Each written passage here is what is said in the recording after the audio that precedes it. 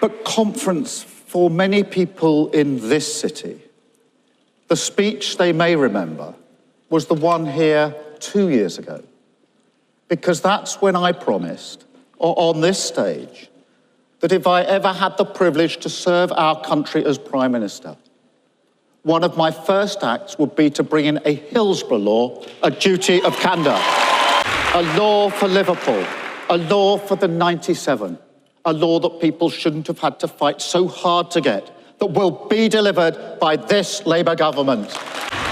It's also a law for the sub-postmasters in the Horizon scandal, the victims of infected blood, Windrush, Grenfell Tower, and all the countless injustices over the years suffered by working people at the hands of those who were supposed to serve them. Truth and justice concealed behind the closed ranks of the state. And conference, this is the meaning of Clause 1. Because today I can confirm that the duty of candour will apply to public authorities and public servants. The bill will include criminal sanctions, and that the Hillsborough law will be introduced to Parliament before the next anniversary in April. So I call again for restraint and de-escalation at the border between Lebanon and Israel. Again, all parties to pull back from the brink. I call again for an immediate ceasefire in Gaza, the return of the sausages, the hostages, and a recommitment to the two-state solution. A recognised Palestinian state alongside a safe and secure Israel. And that's the message I will take to the UN General Assembly when I travel there later today. Alongside our steadfast support for Ukraine in the face of Russian aggression. And so change begins, because there is another injustice hiding in plain sight in our streets, in every town and city in this country. People who were prepared to make the ultimate sacrifice for our nation, who put their lives on the line to protect all of us, but who will not have a safe place to sleep tonight. We cannot stand by and let this happen anymore. So today I can announce that this government will respect that service. We will repay those who served us and house all veterans in housing need. Homes will be there for heroes.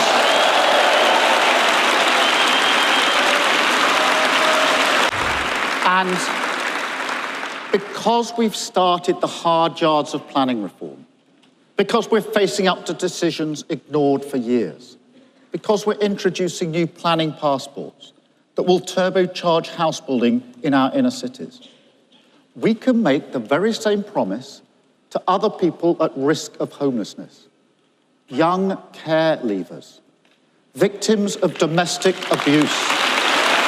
They will have the security they deserve. They will have a roof over their head because Britain belongs to them. And another thing, conference, another promise kept. We said GB Energy, our publicly owned national champion, the vehicle that will drive forward our mission on clean energy, we said it belonged in Scotland. And it does. But the truth is, it could only really ever be based in one place in Scotland. So today I can confirm that the future of British energy will be powered, as it has been for decades, by the talent and skills of the working people in the Granite City, with GB Energy based in Aberdeen.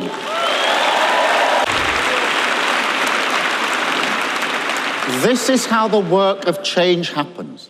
A decisive mission-led government moving our country forward step by step, focused on a long-term plan. That first, we stabilise our economy. Second, we fix the foundation. And third, we build with pride and determination a Britain that belongs to you. But it will be hard. That's not rhetoric, it's reality. It's not just that financial black hole, the £22 billion of unfunded spending commitments, concealed from our country by the Tories. It's not just the societal black hole, our public services decimated, communities held together with little more than goodwill. It's also the political black hole, because the politics of national renewal, they're collective. They involve a shared struggle, a project that says to everyone, this will be tough in the short term, but in the long term, it's the right thing to do for our country. And we all benefit from that, all in it together. But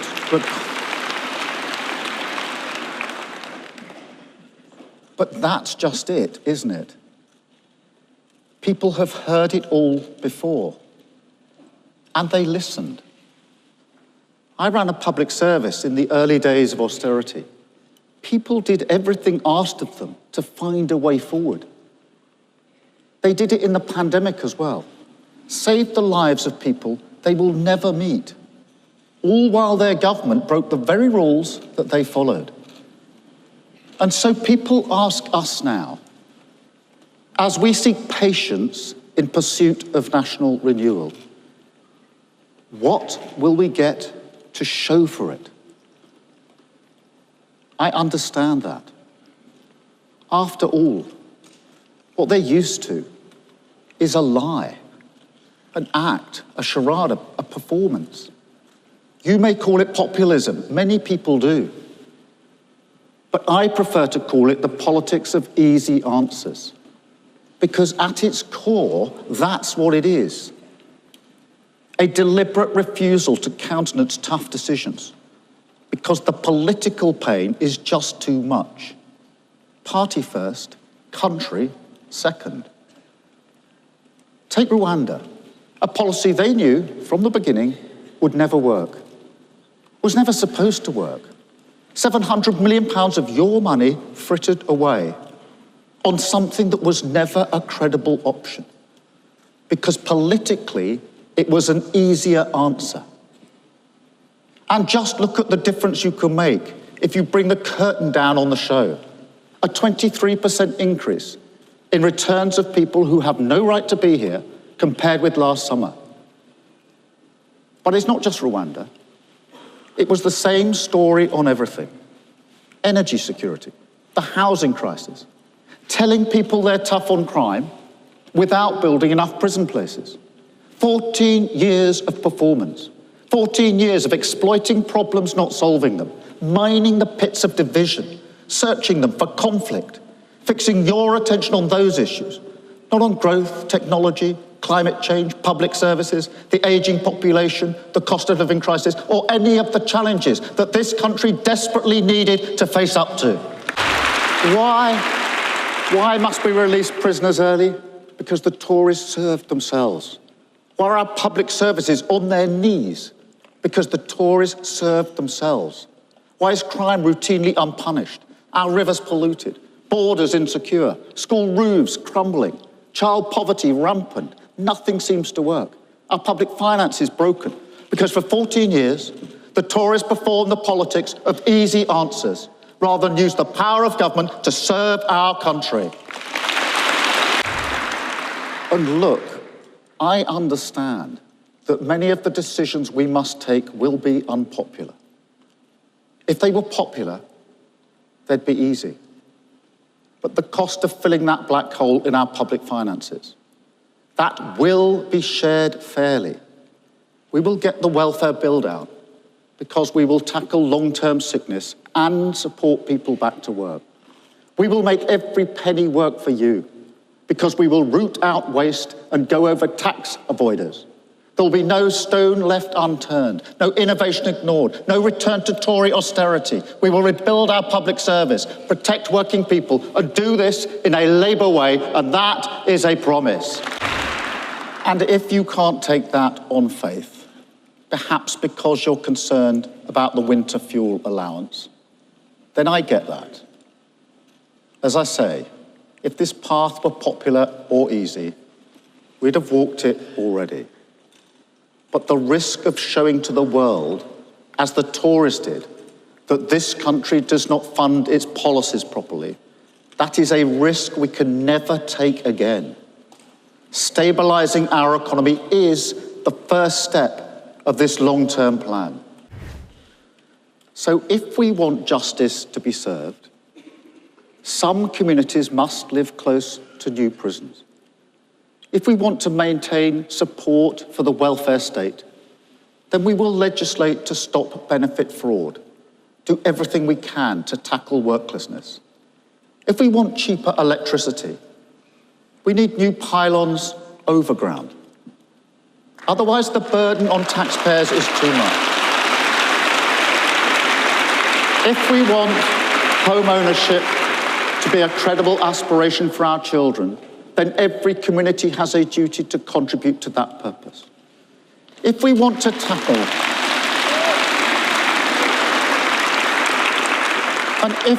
tackle illegal migration seriously, we can't pretend that there's a magical process that allows you to return people here unlawfully without accepting that process will also grant some people asylum. And let me tell you something else I won't let happen. I will never let a minority of violent, racist thugs terrorize our communities.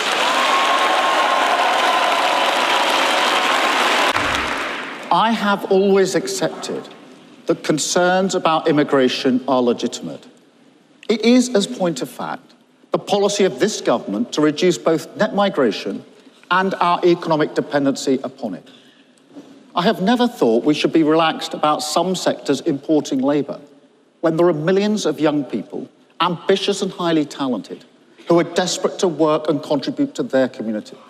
And trust me, there are plenty of examples of apprenticeship starts going down at the very same time that visa application for the same skills are going up. So we will get tough on this. But at the same time, we'll also get our skills system right.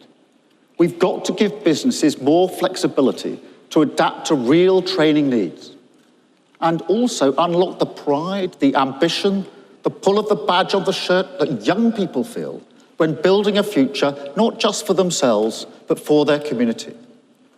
So we will introduce new foundation apprenticeships, rebalance funding in our training system back to young people, align that with what businesses really need. The first step to a youth guarantee that will eradicate inactivity and unemployment for our young people once and for all. But conference, whatever anyone thinks about immigration, I will never accept the argument made not just by the usual suspects, but by people who should have known better, who said that millions of people concerned about immigration are one and the same thing as the people who smashed up businesses, who targeted mosques, attempted to burn refugees, scrawled racist graffiti over walls, Nazi salutes at the cenotaph, attacked NHS nurses, and told people with different coloured skin, people who contribute here, people who grew up here, that they should go home. No. No conference.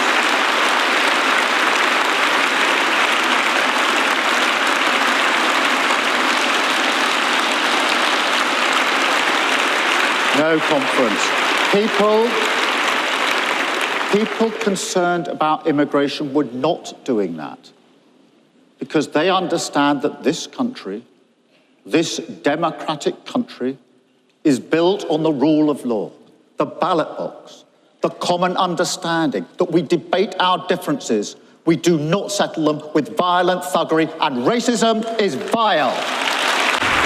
And conference. So to those who equivocate about this, I simply say, the country sees you and it rejects you. And to those who say that the only way to love your country is to hate your neighbour because they look different, I say, not only do we reject you, we know that you will never win because the British values we stand for, not just the rule of law, but a love for this country and our neighbours, the respect for difference under the same flag that is stronger than bricks, and you know it, It's what you cannot stand about our country, our reasonable, tolerant country, but it's absolutely who we are. The debate is not about the worth of migrants. That is toxic, and we must move beyond it. It's about control of migration. It's always been about control. That is what people have voted for time and again. And look, they weren't just ignored after Brexit. The Tories gave them the exact opposite. An immigration system deliberately reformed to reduce control. Because in the end, they are the party of the uncontrolled market. But more than that, every child, every person deserves to be respected for the contribution they make. My sister was a care. I think this guy's obviously got a pass from the 2019 conference. We changed the party.